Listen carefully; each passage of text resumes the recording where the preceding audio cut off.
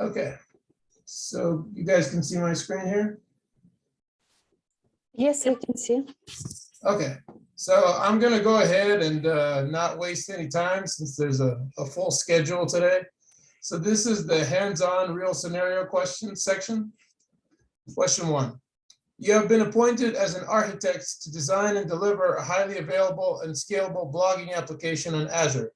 Which are the services that you will choose and why? Azure VM scale sets provides automated scale in and scale out facility of VMs whenever the load reaches the defined threshold of incoming requests, compute utilization, or memory utilization. Azure Application Gateway provides load balancing to distribute traffic equally and SSL offloading. Azure Blob Storage provides storage for static files like images, GIF, and other media files. Question 2, you need to architect an application that accepts any type of blob files from the end user, where the end user should be able to share the files by generating time-based sharing links with other users. Which service and features will you choose? Azure Blob Storage and Shared Access Signatures. A shared access signature is a URI that grants restricted access rights to Azure storage resources. By distributing a shared access signature URI to these clients, you can grant them access to resources for a specified period of time with a specified set of permissions. You have been assigned the task to architect a serverless application on Azure. What would your approach be in defining the solution? Azure Functions are individual functions in a function app, an event-driven serverless compute platform that can also solve complex orchestration problems. Build and debug locally without additional setup, deploy and operate at scale in the cloud, and integrate services using triggers and bindings. Question 4, you need to provide temporary access to Cosmos DB to your application. Which component of Cosmos DB will you use? If you want to provide other users temporary access to your Azure Cosmos DB account, you can do so by using the read-write and read access URLs. Read-write, when you share the read-write URL with other users, they can view and modify the databases, collections, queries, and other resources associated with that specific account. A read, when you share the read-only URL with other users, you can view the databases, collections, queries, and other resources associated with that specific account. For example, if you want to share the results of a query with your teammates, you do not have to access to the Azure portal, or who do not have access to the Azure portal or your Azure Cosmos DB account, you can provide them with this URL. Help me with the use cases about choosing VM scale sets over a VM. So ease of creation and management of multiple VMs, makes applications highly available and resilient, allows applications to meet demand changes and scale automatically, and then works at large scale. How is SQL Server different from SQL Managed Instance? In general, SQL database and SQL Managed Instance can dramatically increase the number of databases managed by a single IT or development resource. Elastic pools also support software as a service, multi-tenant application architectures with features including tenant isolation and the ability to scale to reduce costs by sharing resources across databases. SQL Managed Instances provide support for instance scope features, enabling easy migration of existing applications, as well as sharing resources among databases. Whereas SQL Server on Azure VMs provides database administrators with an experience most similar to the on-premises environment they're familiar with. What is a SQL pool and how does it affect Synapse Analytics, formerly SQL Data Warehouse? Azure Synapse Analytics is an analytics service that brings together enterprise data warehousing and big data analytics. Dedicated SQL pools refers to the enterprise data warehousing features that are available in Azure Synapse Analytics.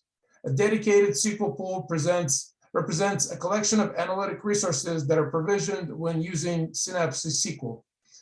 The size of a dedicated SQL pool, formerly SQL Data Warehouse, is determined by a data warehousing unit, DWU. Once your dedicated SQL pool is created, you can import big data with simple poly-based T-SQL queries, and then use power of distributed query engine to run high-performance analytics. As you integrate and analyze the data, a dedicated SQL pool will become the single version of truth your business can count on for faster and more robust insights. Dedicated SQL pool stores data in relational tables with columnar storage. This format significantly reduces data storage costs and improves query performance. Once data is stored, you can run analytics on a massive scale compared to traditional database systems. Analysis queries finish in seconds instead of minutes or hours instead of days. How is Azure Data Lake storage different from Azure Blob Storage? Blob Storage excels at non-text-based files, database backups, photos, videos, and audio files, whereas Data Lake is a bit better at large volumes of text data. One would choose the Data Lake store if using text file data to be loaded into a data warehouse. Oh, hold on, please. Actually, Data Lake is blob storage, right? Yes, and I don't know what is actually, is it correct question? It's, I would say, Azure file share and data blob storage probably makes sense, but what is it, why, what is it, why Data Lakes has to do with blob storage, right? Yeah, I would say that the only difference really is that you have the hierarchical namespace Right. enabled for the data lake. But yeah, Right, as- because they as can mentioned. both hold all of the different file types. Right. Lab is. Mhm. So I think specifically like the hierarchical namespace means, you know, if you have data partitioned into separate folders, you know, by year and month, Right. for instance, then it can have that that level of awareness.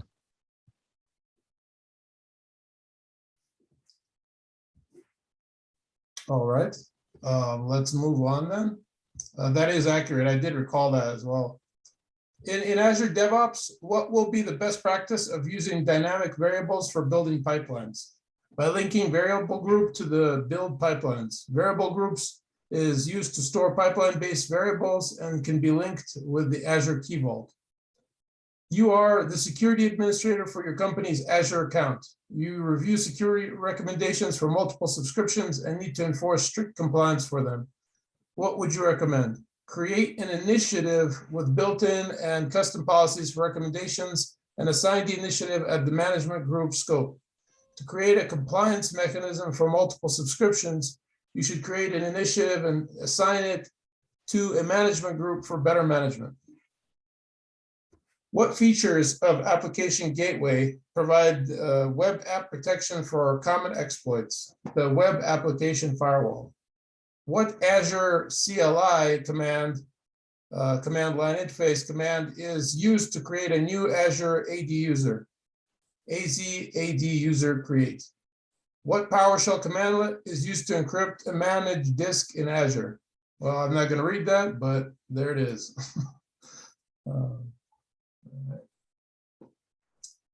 Data governance. What is data cataloging? Data cataloging is a metadata management tool to help organizations find and manage big data. Big data comes in different formats like databases, files, and tables. The data is drawn from different resources like HR, finance, e-commerce systems, ERP, and social media feeds. Given the vast volume of data stored in their databases, organizations need a system to keep their data in order. A data catalog provides this oversight by centralizing metadata into a single location. Those who can access the catalog get a full view of each piece of data, including useful information like profiles, comments, statistics, and summaries. So when data analysts access the databases, they know of different data sources, no matter their format or origin, and can search through it easily. What are some different types of metadata? Technical metadata is schemas, tables, columns, file names, and report names, anything that is documented in the source system.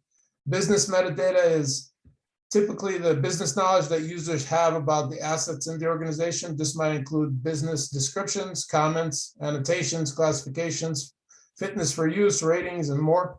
Operational metadata: when was the object refreshed? Which ETL job created it? How many times has the table been accessed by users and which one?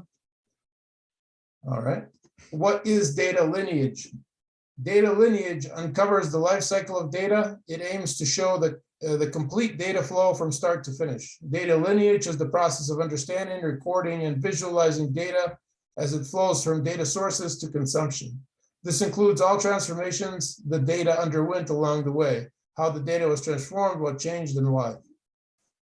What is Azure Purview?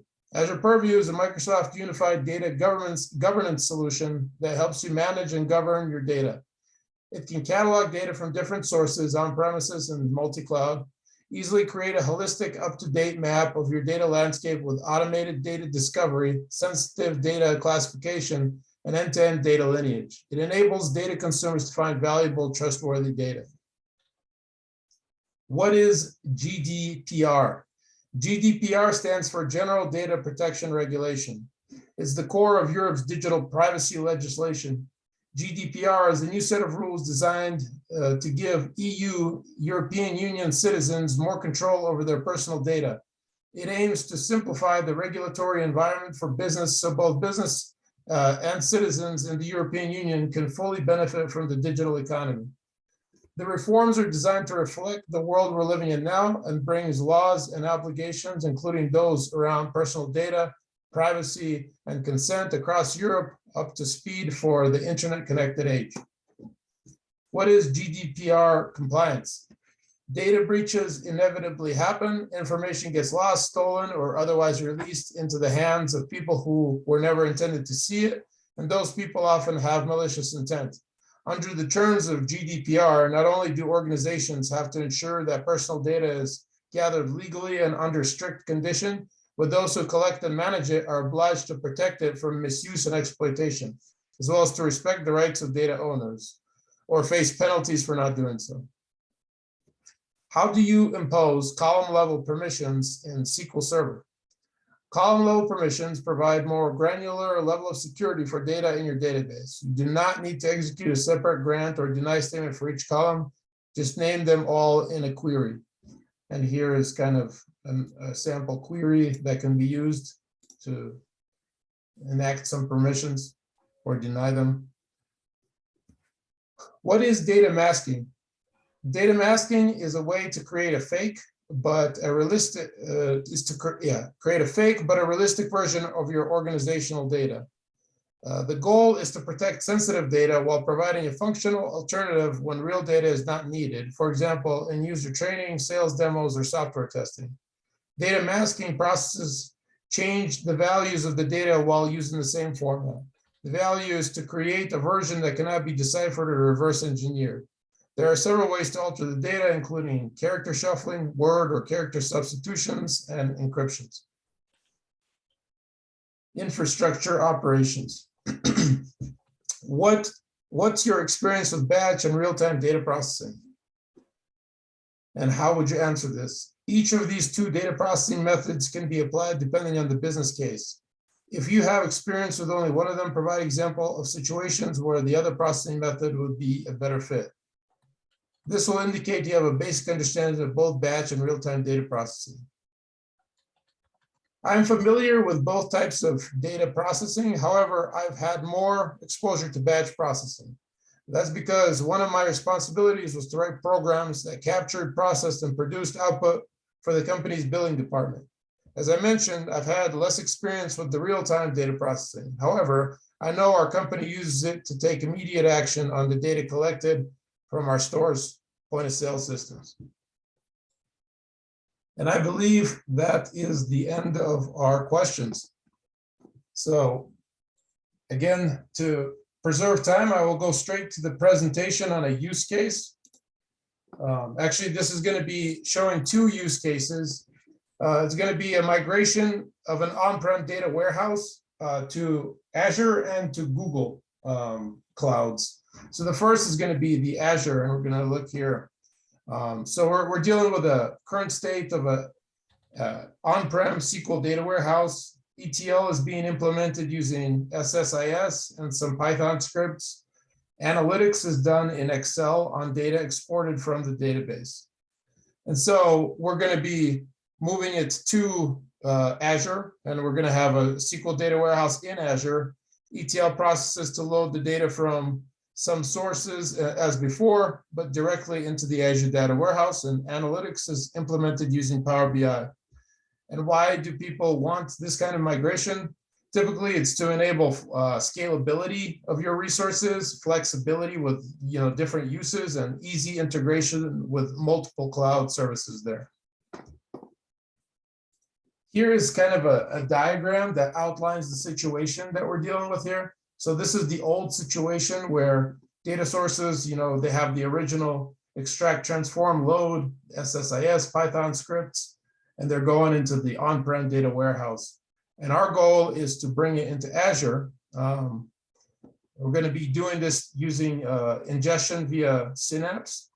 And we're going to start by staging it into a staging area within the Synapse environment, database tables, data lake files. And then we're going to build our data warehouse and move it there from staging. And then we're going to be able to serve our data either through Synapse visualizations, or we could then take it into Power BI to present different kind of views from there.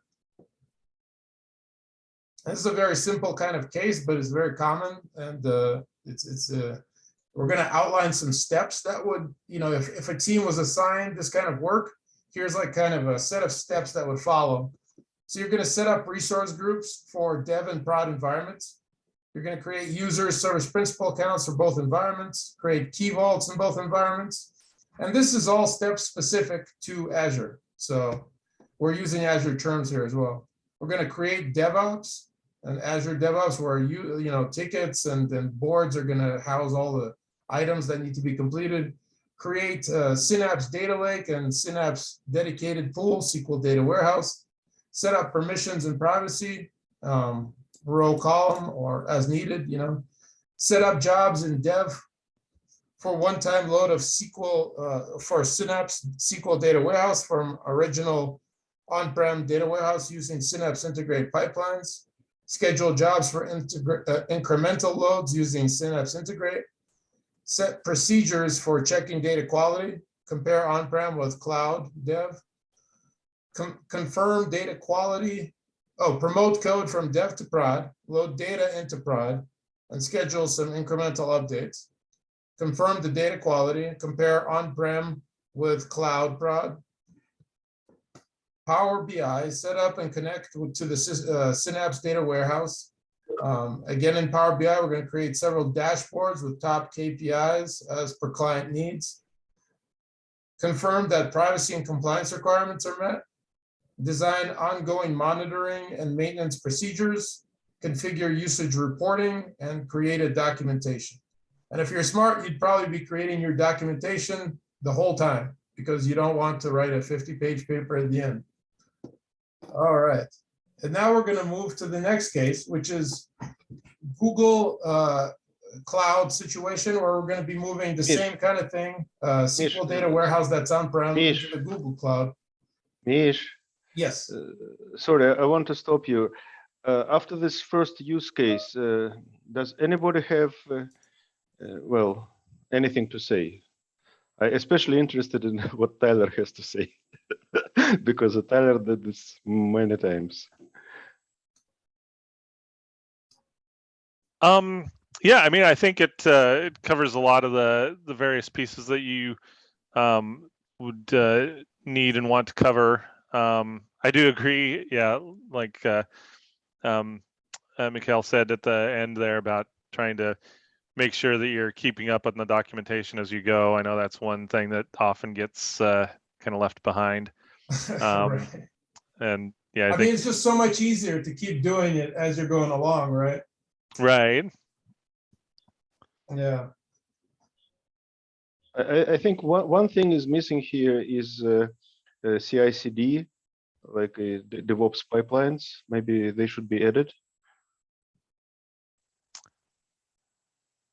Yeah, let's see. I thought he had mentioned the CI/CD, but maybe not. I know that there's this on item 2, the DevOps. Let's see. Well, it probably should be item 8, where it says promote code from dev to prod. Right. Maybe split it in two, like create these CI/CD pipelines to promote from dev to prod.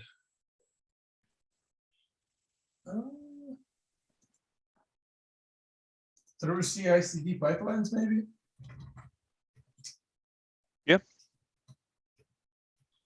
CI/CD pipelines, right? And And then then load. in here, like in the beginning, we would just make sure that CI/CD pipelines are part of DevOps, right? Right. Uh-huh. And then split 8 in two. So one is promote code and another is load in data into prod. The 8 split in two. After through CI/CD pipelines, like break it before the load. Oh, okay. So we want to move this. No. Keep it. Just after it, put enter. Okay. Here. got Yeah. it. Enter. Like that? Yeah. I like it, Meta. Yeah. Okay. So next one. All right. And like I said, this is very similar. There's not really any reason to, the only difference is I'm going to be using Google terms now, and there's a little bit of a difference in the diagram as well, but not that much. We got the SQL data warehouse. Obviously, the current state is that on-prem situation. Nothing changed there. And we're migrating for the same reasons. So the SQL data warehouse in Google is called BigQuery. ETL processes to load data from same sources as before, but directly into BigQuery. Analytics is implemented using Google Cloud Data Studio, but there are actually various analytics tools there. You'll see in the diagram in the next slide. So part of the ingestion will involve the Google version of the pipelines. It's a cloud data fusion. And then for actually loading from a data warehouse into a Google kind of a cloud environment, they have a specific BigQuery data transfer service that works with existing data warehouses. And so we would bring this into a staging area, Google Cloud Storage and some SQL databases, and then bring it into BigQuery. And from there, we would use tools like Looker, which is something that Google acquired, but it's similar to Power BI and Google Data Studio. There are other visualization tools as well, but those are the primary ones. As you could see, we're dealing with the same kind of functionalities, but the tools just have different names. And I haven't heard too much on people saying one is specifically that much better than another. I think it depends on which cloud you want to be in. And the steps here are also going to be very similar, so let's go through them. Set up the cloud resource groups for dev and prod environments, create users, service accounts for both environments, create Google Cloud KMS, Key Management System Services, vaults, so that's their key vault. Create a Google Cloud Platform DevOps service, and then we could add the CI/CD here.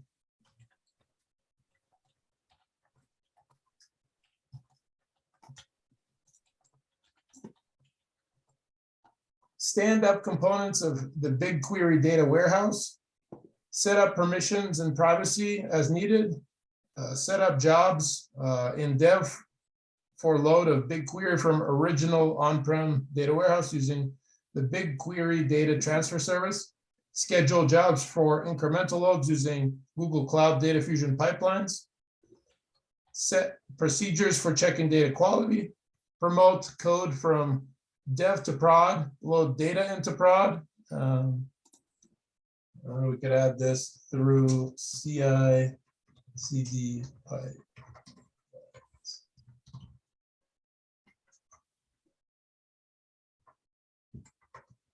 Load data into prod, schedule incremental updates, confirm data quality, and Google Data Studio and/or Looker. This is the visualization tools. Set up and connect it to BigQuery. The visualization tools, again, create several dashboards depending on the kind of KPIs we're using. Confirm that privacy and compliance requirements are met. design ongoing monitoring and maintenance procedures, enable Google Cloud logging for resource usage reporting, and then create the documentation. And so this is ongoing. And that is basically it for the use cases. Does anybody have much experience with migrating to Google? No. But I think it looks good. Yeah. Okay. So And then you wanted me to go right into Malta's?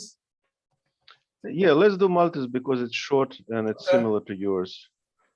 All right, so Malta had a presentation about migrating data from Amazon RDS, Oracle DB to AWS Redshift. So here's the problem statement.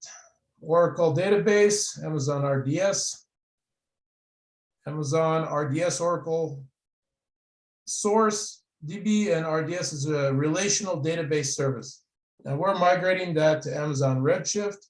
Why are we doing so? It's because we can optimize queries, automated administration and maintenance tasks, unlimited scalability, data exploration in S3 Data Lake, and native ML integrations, machine learning. Here is kind of the architecture that is involved in this move. The AWS schema conversion tool enables migration of heterogeneous databases. And we have here the internet, schema control, version tool, SQL client, and we're moving through gateway. Let's see. Does anybody have direct experience with this kind of situation? So we're basically moving from RDS Oracle to the AWS migration services, and then we're going to end up through that service. We're going to end up in Amazon. It seems like everything's very automated. And then once we're in Amazon, we have full access to create visualizations there. Just seems Hold on, like I thought both of them are in Amazon. Because our RDS Oracle, it is in Amazon as well. right. And I think what's happening is you're moving through a functionality that's already established within Amazon into a different target database system, right? Right. So they have the tool to move from one database to another. Right. Yeah. So if you found it feels like someone brought in an Oracle database into Amazon and now they're switching it into Redshift. Is that correct? Yes.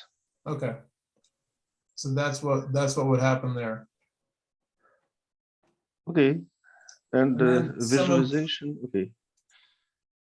Yeah, and then the visualization is what we once we have it in all of the Amazon formats, it's easy path to their visualization tools.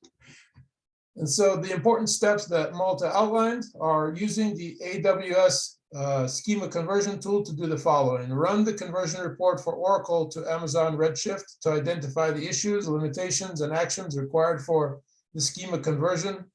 Generate the schema scripts and apply them on the target before performing the data load by using Amazon data migration services. And Amazon schema conversion tool performs the necessary code conversions for objects like procedures and views.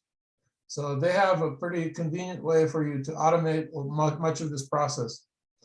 Identify and implement solutions to the issues reported by the schema conversion tool. Disable foreign keys or any other constraints that might impact the data migration services data load. The data migration services loads the data from the source to target using the full load approach. Although the data migration services can create objects in the target as part of the load, it follows a minimalistic approach to efficiently migrate the data so that it doesn't copy the entire schema structure from source to target. And then finally, you perform a post-migration activities such as creating additional indexes, enabling foreign keys, and making the necessary changes in the application to point to the new database. All right. That was pretty interesting. Yeah. Okay, so now Bella. Bella, can you take over and share screen? I'll stop sharing mine.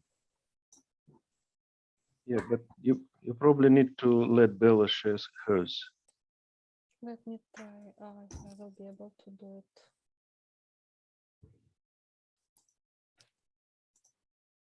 Okay, all participants. Now it should be available. I just enabled the share. Okay, great. Thank you. Basically, I'm going to mirror whatever was presented in previous 2 slides. So probably it will be a very similar presentation, except of I'm going to give more details from my personal experience and observations, which I observed in our company. So I would say, of course, everyone wants to store data in easy, accessible location, clean up well, and update it regularly. So usual, I would say, case, and especially in our company, it's create analytical. It was a request to create analytical platform for finance team. So this team can run daily KPI reports with visualization. So as a data architect,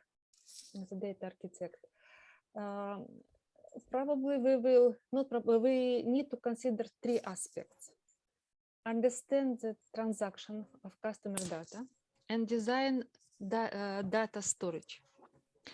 Then we need to determine data pipeline architecture in terms of processing data and choose tools, languages which will be used. So I will start from data architecture. Data architecture, we have 3 components: data lake, data warehouse, and data mart. In the general workflow diagram below, we can see order how data produced in the business, process and set to create another data implication. So we can see data, business data. It can be stored in any format.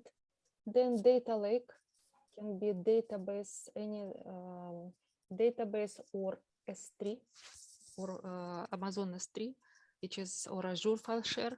Any storage. We talked about today about, that's why it confused me, data lake storage, which is a collection of objects, storage objects, but data blob, it's just binary data. So how we can compare this one? It's very strange question was for me. So it means that any data lake, then through ETL tool, data will be loaded in data warehouse. Second layer, we can call it data mart, which is prepared data for users to access data. It can be any database or even file, regular Google file, Google documents, Google file documents. And of visualization, now user, at the end of this process, user can easily create visualization based on data or any file. So in this slide, we can see what more details, how every component, what is the responsibility for every component in this general data architecture process. So data lake, usually it's a close to original data. And they are usually, as I observe it, it's not that too much processed or formatted. It's very close to original. In our case, it was we are using Amazon S3. Then second component is a data warehouse, which is close structured data, which is keeping structured data. It's more analytic oriented compared to data lake, which is transactional oriented. And this in this case in data warehouse usually more it's a prepared data which is more better organized for to present on any visualization tool. And last point is I would say component data mart. So for data mart, it should be very easy. Prepare data which is very easy to extract for non-technical people, and it's primarily designed for data visualization tools. On this diagram, what I like, we can see what is the data velocity and maintenance cost. So it's very self-explanatory what is every component, how it presented. So of course, we need the tools for this process. So for these tools, there is a very good presentation which I was able to find on internet. I think it's explained by itself that what is a data lake databases. It's a different varieties. Interesting the type of data lakes, cloud, on-premise, or any files, Microsoft Excel or Google Sheets. It depends. Then we can see. So it's a lot. There is a plenty of it's to explore and learn. ETL tools, automated pipelines and streaming architecture. So for ETL tools, we can use on-premise. It's for us very familiar Python. Or interesting part is a workflow engine. This part which is used in our company. So we use Pentaha BI software. So Pentaha, the beauty of this Pentaha, so we can create full, it's a total automated engine where we can set up all processes, manage and run this data transformation on scheduled basis. Then we can manage quality of data. You can apply business rules. So I think, guys, you're already familiar with workflow engine, so I don't have to explain, but it's a nice, really nice tool, which is give us ability to collect in our company, collect data. I can show it just quickly. I don't know if we can see. Hopefully you can see. This is at least one. It's not really clear. I know it's fuzzy, but you see how many steps we have, and it's collect for 8 systems data to one data warehouse, and then as final result, our users can query to Tableau, which is data mart. They can query this data. So this is again, it's a very similar process, but tools which is used, it depends on how we decide to what we decide to use and how it's applicable for business needs. So we can say what tools your company is familiar. For example, if you need to adapt to Tableau, Power BI, and right now our company is looking at Looker. It's a new exploration for at least for me. The size of aggregated data can be Excel or whatever, and what data warehouse solution we are going to use. In our case, it's right now it was Redshift. Now it's Snowflake. And this, what I thought, maybe it's just visual. Again, I'm repeating myself. So it's a simple steps which is can be adjusted based on the environment, infrastructure. I would say start from cloud storage, then set up scheduling. For in our case, it was a data warehouse. It was a workflow engine. Set up code in a workflow engine. We can set up any business rules, any SQL query, and which is actually doing right now. We are querying data tables, pushing to Redshift and now Snowflake, and finally retrieve aggregated data via visualization tools. So that's pretty it. So again, everything is very straightforward. So I believe I didn't get, I think I just added use of workflow agent benefit of this one, which is doing a lot of job. We don't have to write specific scripting, any scripts, but only inside workflow agent we need to add scripts. But this is a real use case, which is I observe in our company. Really interesting and good that it's real case. Yes. So I don't want to go to outline steps. They're really the similar, which is Michael already explained 2 times, so even 3 times. So it's very similar steps. It's applicable for this use case as well. Yeah. Well, very good. Thank you very much. Sure. Thank you. Misha, you need to stop recording, right? Because we're out of time.